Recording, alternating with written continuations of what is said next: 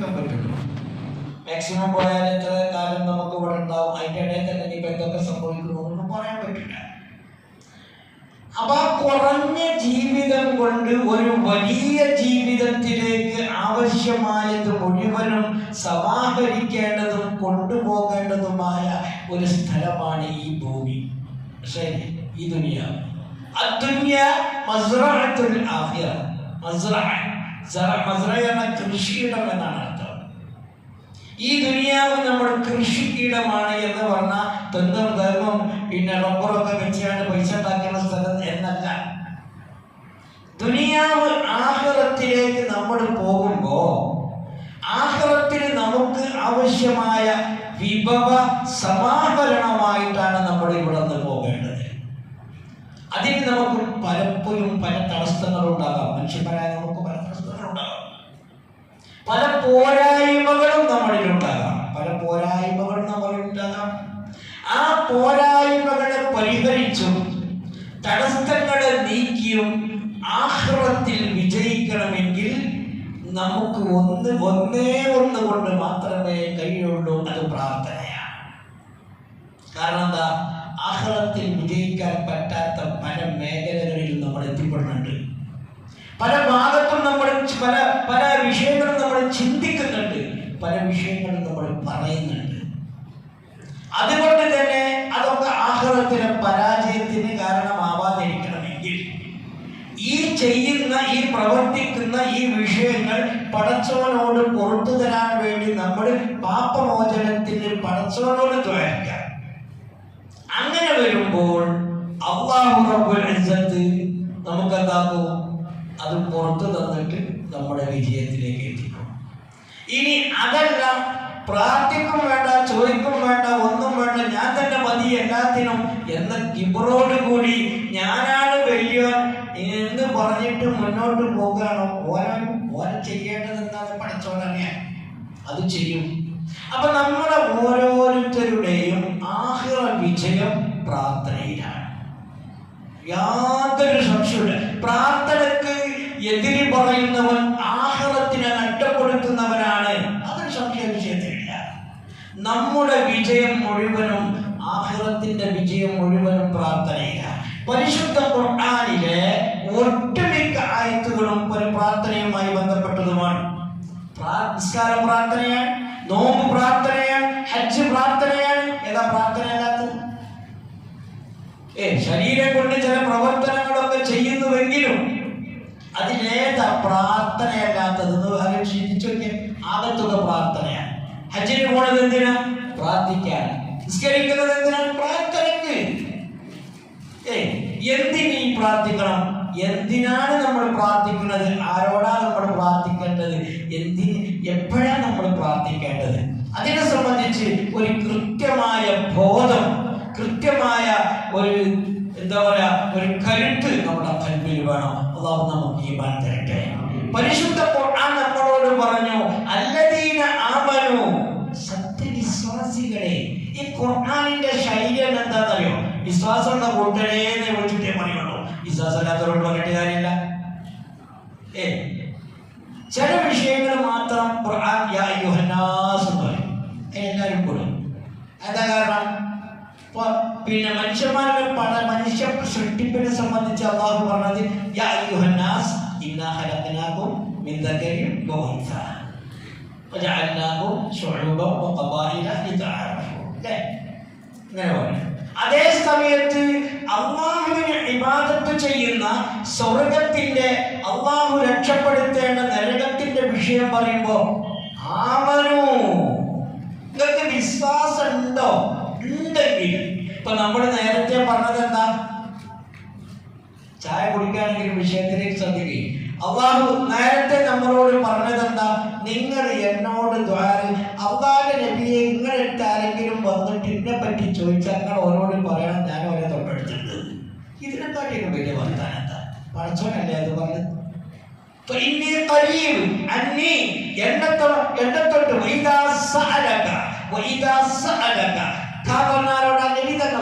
നബിയെ, അങ്ങയോട് ആരെങ്കിലും ചോദിച്ചാൽ, ഇബാദി ഏതാളുകൾ, എന്റെ അടിമകൾ വന്ന് ചോദിച്ചാൽ, ആരെ തൊട്ട് ചോദിച്ചാൽ പറ്റി നിങ്ങളോട് ചോദിക്കുകയാണെങ്കിൽ ഓരോട് നിങ്ങൾ പറഞ്ഞോളൂ. ഇനി കരീം, ഞാൻ ഒരു തൊട്ടടുത്തുണ്ട്, ഞാൻ വെട്ടിയാണ്, ഞാൻ അവിടെ ഉണ്ട്, നിങ്ങൾ പറഞ്ഞോളി. അതുകൊണ്ട് എന്റെ ചോദിക്കുന്നവർക്ക് ഞാൻ കൊടുക്കട്ടോ. ഇതിപ്പോ നമുക്ക് എന്തേ മനസ്സിലായത്? ഈ ആത്മ എന്തേ മനസ്സിലായത്? കിട്ടണമെങ്കിൽ ചോദിക്കണം, ചോദിക്കണമെന്നല്ലാണ്. പക്ഷെ അതിന് ഉപാധി വെച്ച് പഠിച്ചോ. എന്താ ഉപാധി വെച്ചത്? ഞാൻ ഓരോട് ചിലതൊക്കെ ചോദിച്ചിട്ടുണ്ട്, അതിന്റെ ഉത്തരവ് ഒരിക്കട്ട് തരണം. അവിടെയാണ് നമ്മുടെ പ്രയാസം. അപ്പൊ അങ്ങോട്ട് കൊടുക്കുന്നതിൽ നിന്ന് പോരായ്മകൾ ഉണ്ടെങ്കിൽ ഉത്തരം കിട്ടാതെ വരുമ്പോ ആ ഉത്തരത്തിന് വേണ്ടി പടച്ചവനോട് പറയാത്ത മാർഗത്തിനാണ് മാറില്ല. മാത്രമല്ല എന്നോട് നല്ല വിശ്വാസം വേണം. ഞാൻ പറഞ്ഞത് കേൾക്കും വേണം. അപ്പൊ അങ്ങനെയുള്ള ആളുകളോട് വിശ്വസിച്ച ജനങ്ങൾ അവരുടെ ഹൃദയത്തിന് ടെൻഷൻ ഉണ്ടാകുമ്പോ, ഹൃദയത്തിൽ പ്രയാസം വരുമ്പോ, ഹൃദയത്തിൽ ബുദ്ധിമുട്ടുകൾ വരുമ്പോ, ആർക്കാ മോഹിനികളെ ഹൃദയത്തിൽ പ്രയാസമില്ലാത്തത്? എല്ലാവർക്കും ചിന്തയാണ്. കുടുംബത്തിന്റെ പ്രയാസം, മരണത്തിന്റെ പ്രയാസം, എപ്പോഴാ മരിക്കുക? ചില മരണമൊക്കെ കേട്ടിട്ട് നമുക്ക് പേടിയായിട്ടില്ലേ? പേടിയാകാൻ പുറത്തിറങ്ങാൻ വയ്യ. നമ്മളൊക്കെ നേരം കൊടുത്ത വണ്ടിയായിട്ട് പുറത്തിറങ്ങി പോകുന്നവരാണ്. ചില മരണങ്ങള് നമ്മുടെ കൺമുന്നിൽ ഇങ്ങനെ കാണുമ്പോ വണ്ടിയിൽ കയറാൻ പേടിയാണ്, പേര് പോകാൻ പേടിയാണ്. അലച്ചു നോക്കണം നിങ്ങള്. പുറത്തിറങ്ങിയപ്പോ നമ്മളെ 3-4 കുട്ടികളെ ഒരേ തൊട്ടടുത്ത ഖബറിൽ കൊണ്ടുപോയി ഇങ്ങനെ മറവാടുന്നത് നമ്മളിങ്ങനെ കണ്ടപ്പോ സുബ്ഹാനല്ലാഹ്, അല്ലാഹു തആല മരണം കണക്കാക്കി വെച്ചതെന്ന് ചിന്തിക്കണം. എല്ലാ വിഷയത്തിലും നമുക്ക് ടെൻഷനാണ്. ആ ടെൻഷൻ നിങ്ങൾക്ക് മാറണോ? അലാ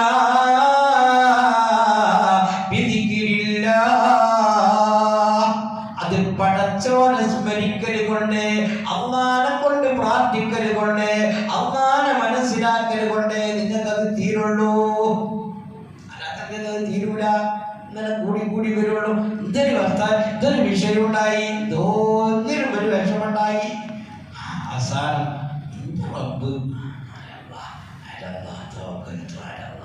അവിടെ തീർന്ന വിഷയം. എന്നിട്ട് പടച്ചവനോട് പടച്ചവനെ, ഈ അപകടാവസ്ഥയിൽ നിന്ന് അല്ലെങ്കിൽ ഈ രോഗത്തിൽ നിന്ന് ഞാൻ പറഞ്ഞു, ഒരാള് പ്രാർത്ഥിച്ച 3-ൽ 1 കാര്യം പടച്ചവൻ ചെയ്തു തരുമെന്ന് അല്ലാഹു നബി തങ്ങളോട് പറഞ്ഞ ഖുദ്സിയായ ആയത്ത്, ഹദീസ്. ഇന്ന് ഖുദ്സിയായ 2-3 ഹദീസുകളാണ് നമ്മുടെ ചർച്ചയ്ക്ക് പോകുന്ന സമയത്തിനനുസരിച്ച്. അല്ലാഹു പറഞ്ഞു, മുത്തുനബിയോട് പറയാണ്, എന്റെ അടിമ എന്നോടൊരു കാര്യം ചോദിച്ചാൽ 3-4 ഉത്തരം ഞാൻ അവന് നിർബന്ധമായിട്ട് കൊടുത്തിരിക്കും.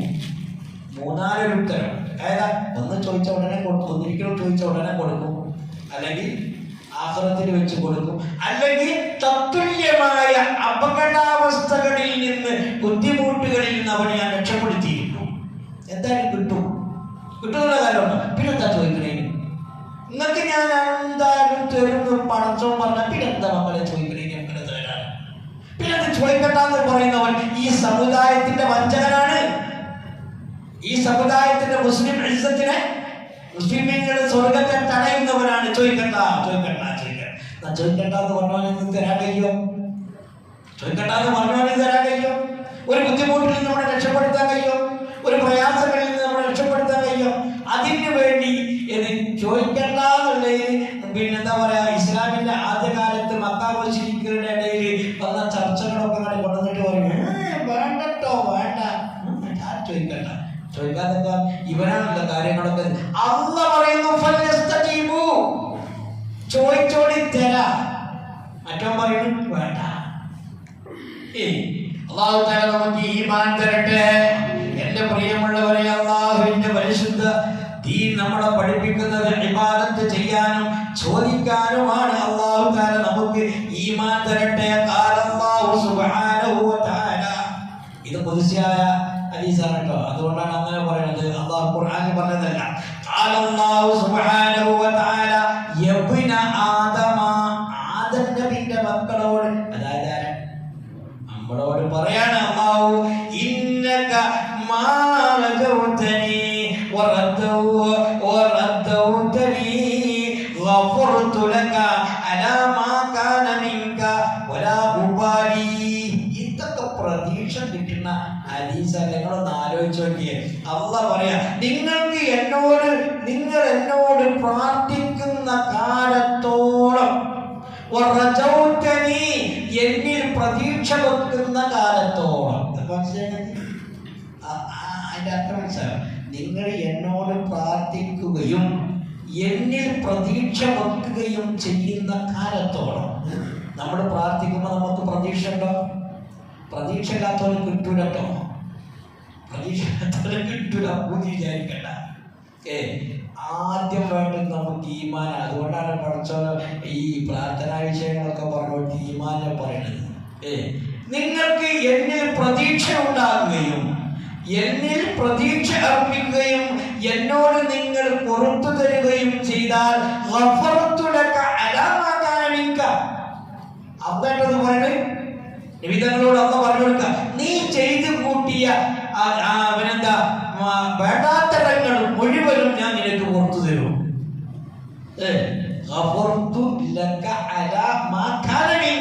നീ ചെയ്തു കൂട്ടിയ തോന്നിവാസങ്ങളും തെറ്റുകുറ്റങ്ങളൊക്കെ ഉണ്ടല്ലോ, അതൊക്കെ ഞാൻ നിനക്ക് പുറത്തു തരും എന്നാരാ പറയണേ? അല്ലാഹു തആല ആരോട് പറഞ്ഞു കൊടുത്തു? നബി തങ്ങളോട് പറഞ്ഞു കൊടുക്കാൻ.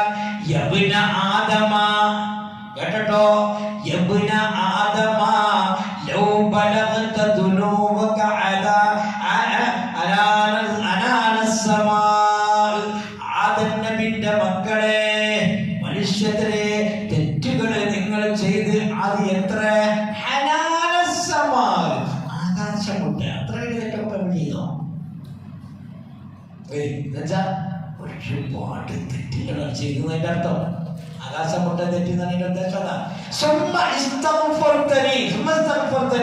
പിന്നെ നിങ്ങൾ എന്നോട് പൊറുക്കന്നെ ചോദിച്ചു. പടച്ചോനെ പറ്റിപ്പോയി, എനിക്ക് മാപ്പ് തരണേ എന്ന് നിങ്ങൾ എന്നോട് പൊരുത്തം ചോദിച്ചാൽ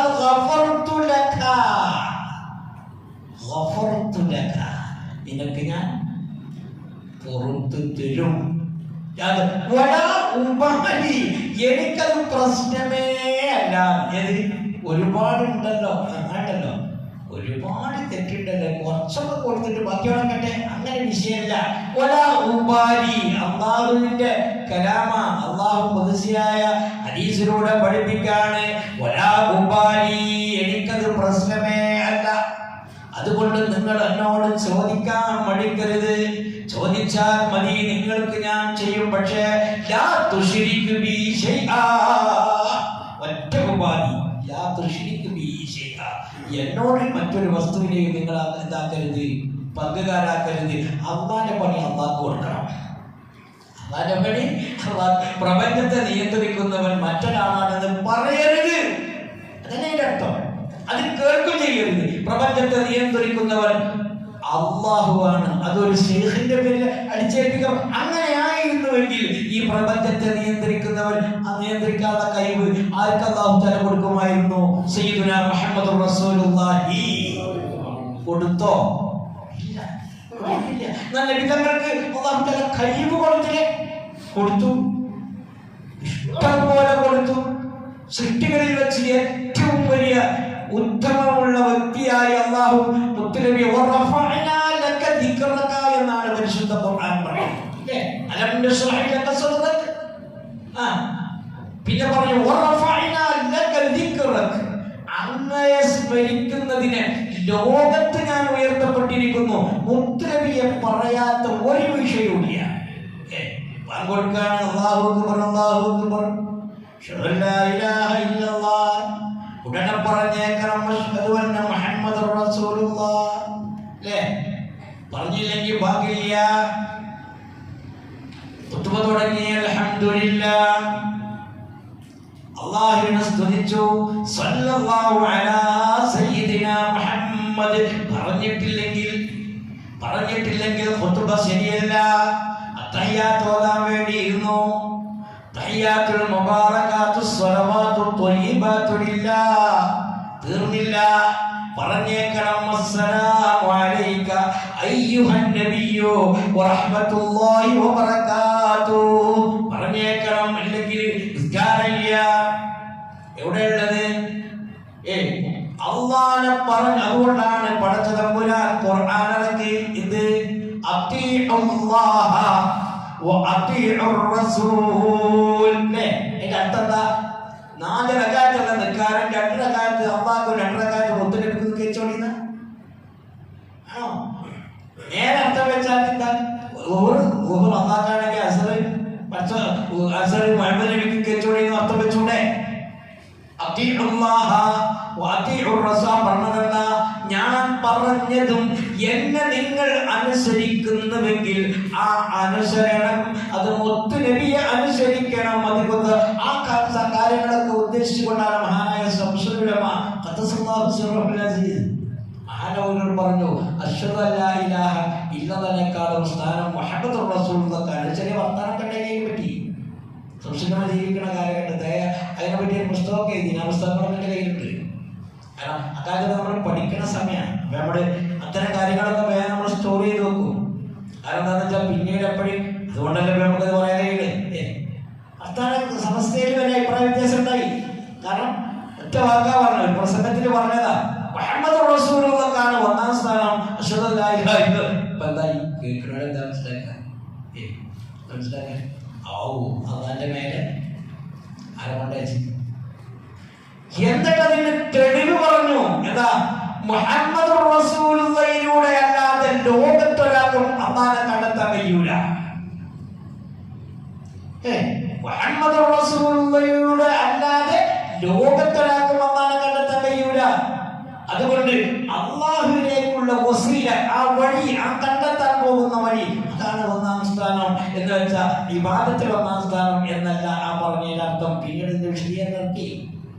ആലിമീങ്ങൾ അങ്ങനെയാണ് ചില കാര്യങ്ങൾ പറയുമ്പോൾ സാധാരണക്കാർക്ക്. പക്ഷെ അത്തരം കാര്യങ്ങളൊക്കെ എന്തുദ്ദേശിച്ചാണ് ശൈഖുന പറഞ്ഞതെന്ന് അല്ലാഹു ആലം. നമുക്കതിനെ പറ്റി വിശദീകരിക്കാനോ വിശകലനം ചെയ്യാനോ ഒന്നുള്ള അധികാരമോ അറിവോ ഇല്ല.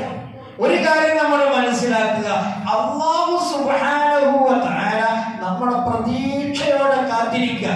പരിശുദ്ധ ഖുർആൻ പറഞ്ഞു, നിങ്ങൾ അല്ലാഹുവിനോട് ഇൻഷാ അല്ലാഹ് നമ്മൾ മർമ്മപ്രധാനമായ ചില വിഷയത്തിലേക്ക് അടുത്ത ക്ലാസ്സുകളിൽ കടക്കും. അങ്ങനെയാണെങ്കിൽ എന്തിനാണ് ഉസ്താദെ മദീനത്ത് പോയിട്ട് ദുആക്കുന്നത്? പോണ്ട ആവശ്യമുണ്ടോ? അങ്ങനെയാണെങ്കിൽ എന്തിനാ ഉസ്താദെ മമ്പറം പോണത്? അങ്ങനെയാണെങ്കിൽ എന്തിനാ ഉസ്താദെ പാണക്കാട് സിയാറത്ത് ചെയ്യണത്? അതിൻ്റെയൊന്നും ആവശ്യമില്ലല്ലോ. അള്ളാഹുവിനോട് ചോദിക്കാനല്ലേ പഠിച്ചവൻ പറഞ്ഞത്. ഇത് ജനങ്ങളെ പിത്തനുണ്ടാക്കാൻ വേണ്ടി ചില ആളുകൾ പറഞ്ഞുണ്ടാക്കുന്ന സംഗതിയാണ്. അതിന്റെ തെളിവെന്താ? എങ്ങനെ പോകണത്? പോയാണെങ്കിൽ എന്ത്, പോകുകയാണെങ്കിൽ എന്ത്? നമ്മളൊക്കെ സിയാറത്തിന് പോകാറുണ്ട് അല്ലേ? അത് ചാഴ്ച പറഞ്ഞ സിയാറത്തിന് പോകല്ലേ ചെയ്യാറ അവരുടെ വാക്കിലെ അവരുടെ നേരത്തെ സന്തോഷം എന്നേ ഉള്ളൂ. മഹാന്മാല സിയാറത്തിന് നമ്മുടെ ഇടക്കിടക്കൊക്കെ പോകാറ്. ഒരേ ഒരു ലക്ഷ്യം, ഈ മഹാന്റെ ബറക്കത്ത് കൊണ്ട് പടച്ചോളിന്റെ പ്രാർത്ഥന സ്വീകരിക്കട്ടെ. അതിനപ്പുറമുണ്ടായ ദീനനാം തെറിച്ചു പോകും. മമ്പറം തങ്ങളായാലും പാണക്കാട് തങ്ങളായാലും മുത്തുനബിയാണെങ്കിലും പോലും. പക്ഷെ ചില ആളുകൾ പറഞ്ഞ് നബിനെ ഒന്നുമല്ലാതാക്കി. ഹജ്ജിനെ പോയിക്കോളി, ഇതൊക്കെ മദീനത്ത് പ്രസംഗന്റെ എഴുതിയ പുസ്തകത്തിന്റെ കയ്യിലുണ്ട്. മക്കാ മുശ്രിക്കുകളെക്കാളും ഏറ്റവും വലിയ പിയച്ച മുശ്രിക്കുകളാണ് സുന്നികളെന്ന് എഴുതിയ ബുക്കിന്റെ കയ്യിലുണ്ട്. എങ്ങനെ? മക്കയിലും അബൂജഹൽ അടക്കമുള്ള മുശ്രിക്കുകളെക്കാളും പിയച്ചവരാണ് സുന്നികൾ എന്ന് എഴുതിയ ബുക്കിന്റെ കയ്യിലുണ്ട്. നമുക്കിതൊക്കെ കേൾക്കുമ്പോൾ സങ്കട. അത്തരം ഒരു വാചകം നമ്മുടെ ആരും പറയാറില്ല, പറയൂല. പറയൂല. അല്ലെങ്കിൽ സമുദായത്തിന് വഞ്ചന ചെയ്യുന്ന ഒരു ടീമാണ്. ഞാൻ ആ വിഷയത്തിലേക്ക് കടക്കല്ല. പിന്നെ മൗലൂദ് ഓതാൻ പാടില്ല, ഓതിയാ ശിർക്ക്. നല്ല ശ്രദ്ധിക്കണ്ട, ഓതിയാ ശിർക്ക്. പിന്നെ അതാത് ചെല്ലാൻ പാടില്ല, ചെല്ലിയാ ശിർക്ക്. മരിച്ചോട്ട് ഖുർആൻ ഓതാൻ പാടില്ല, ചെയ്താ ശിർക്ക്. ശിർക്കിന്റെ നിർവചനം എന്താണെന്നല്ലോ? ശിർക്ക് ചെയ്തവൻ ശിർക്ക് ചെയ്തവൻ എത്ര ഭംഗിയോ മുശ്രിക്കാണ്. കാരണം അല്ലാഹു തആല പറഞ്ഞത് എന്താ? ഫദഉല്ലാഹ് മുഖ്ലിസീന ലഹുദ്ദീൻ വലൗ കരിഹൽ കാഫിറൂൻ. ഇഖ്ലാസ് ഈമാൻ അതുണ്ടെങ്കിലേ പടച്ചോൻ സ്വീകരിക്കുള്ളൂ. ശിർക്ക് ചെയ്തവരൊക്കെ മുശ്രിക്കാ. നിസ്കാരത്തിന് ശേഷം വിദ്യാർത്ഥി ദിക്റിയല്ല വിദ്യാർത്ഥി വിദ്യാർത്ഥി പോലെ തുടർന്ന് നിസ്കരിച്ചാൽ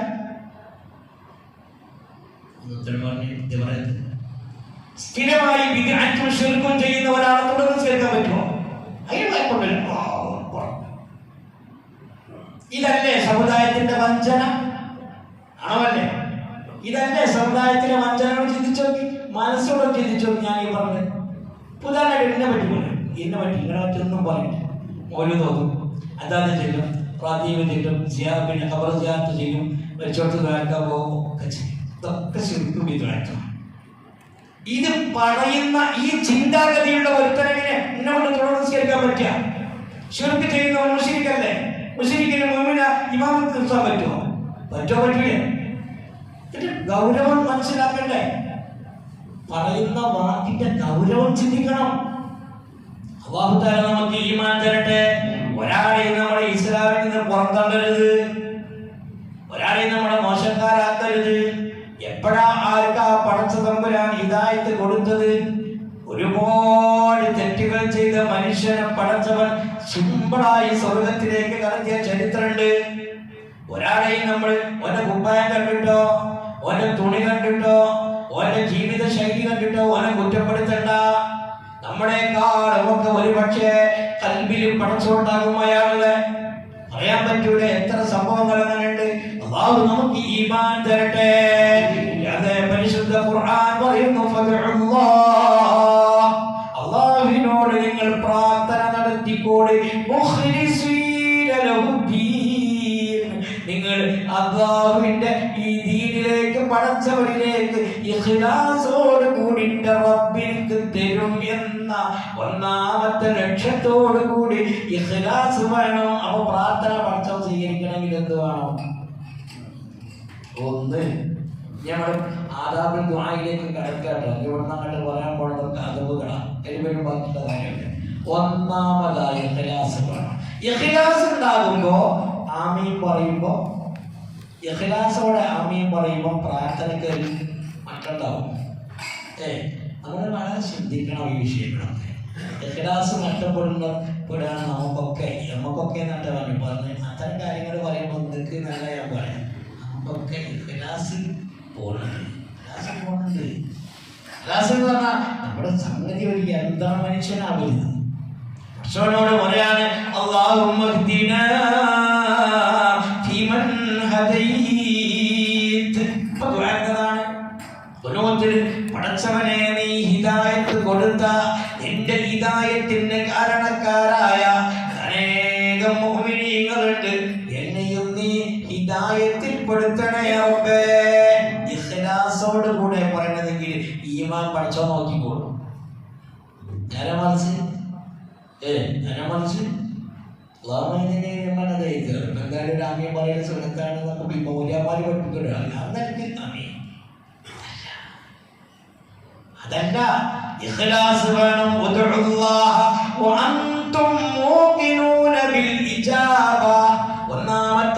ഒന്നാമത്തത് ഇഖ്ലാസ് ആണെങ്കിൽ രണ്ടാമത്തെ മര്യാദ നീ റബ്ബിനോട് ദുആ ചെയ്യലാണ്. നിനക്ക് ഉത്തരം കിട്ടും എന്ന ഉറപ്പോടുകൂടെ. കിട്ടൂലേ എന്ന് വിചാരിക്കണ്ട, കിട്ടും.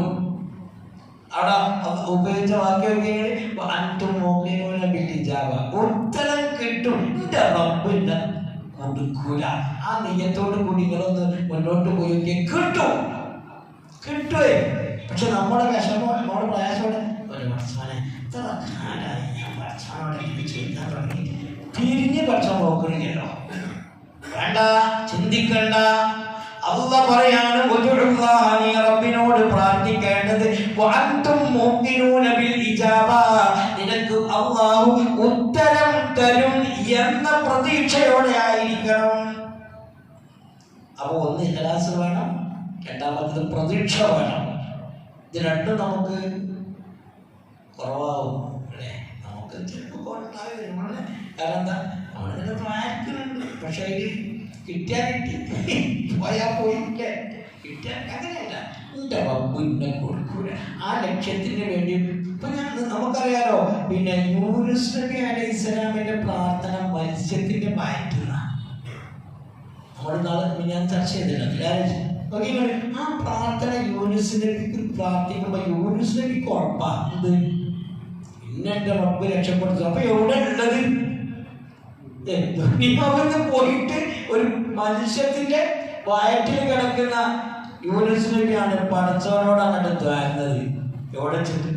തുപ്പിയില്ലേ, പുറത്തുകൊണ്ട് രക്ഷപ്പെടുത്തിയില്ലേ പടച്ചവൻ? ഇല്ലേ? എന്തേ കാരണം? യൂനുസ് നബിക്കറിയാം എന്റെ റബ്ബ് എന്നെ രക്ഷപ്പെടുത്തും. അല്ലാഹു നമുക്ക് ഈമാൻ തരട്ടെ.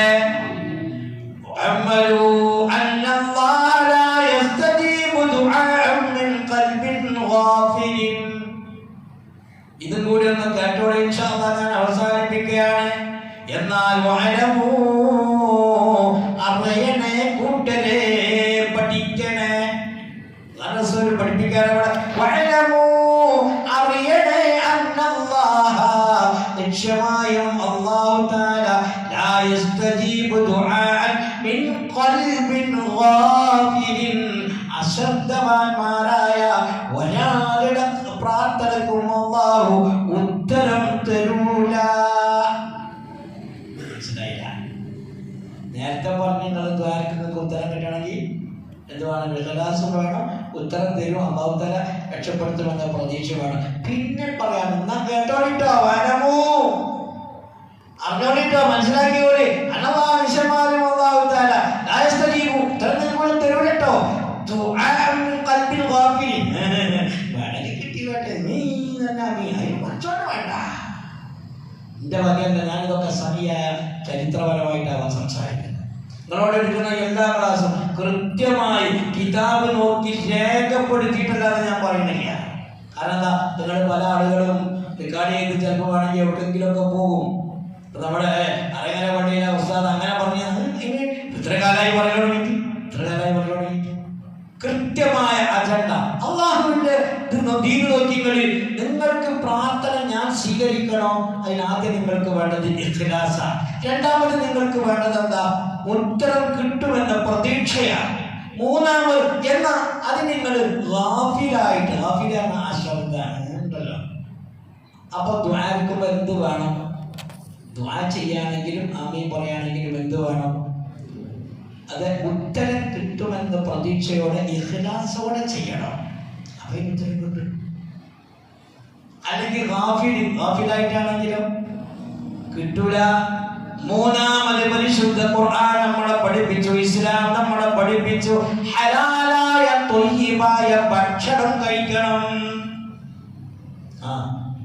ഒരു സംശയമില്ല. ഇന്നത്തെ നമ്മുടെ ഏറ്റവും വലിയ, ഇന്ന് നമ്മുടെ ഉമ്മത്ത് പരാജയപ്പെടാനുള്ള ഏറ്റവും വലിയ കാര്യകാരണത്തിലേക്ക് ചിന്തിച്ചാൽ അതിൻ്റെ അവസാനം എത്തിച്ചേരുന്നത് ഒരുപാട് ചരിത്രപരമായ വിഷയങ്ങൾ കൂട്ടിയോജിച്ച് വായിച്ചാലും ഇന്നത്തെ നമ്മുടെ പരാജയത്തിൻ്റെ പടുകുയിലേക്ക് നമ്മൾ പോകാനുള്ള കാരണം നമുക്ക് പടച്ചോൻ ഹലാലാക്കിയത് എന്താ, ഹറാമാക്കിയത് എന്താ ചിന്തല്ല.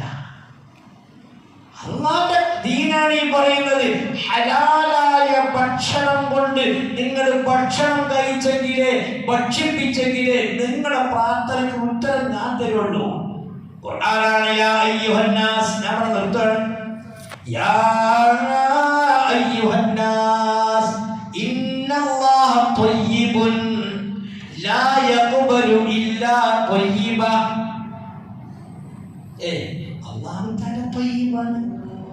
ത്വയ്യിബിൽ നിന്ന് അല്ലാഹു തആല സ്വീകരിക്കുള്ളൂ.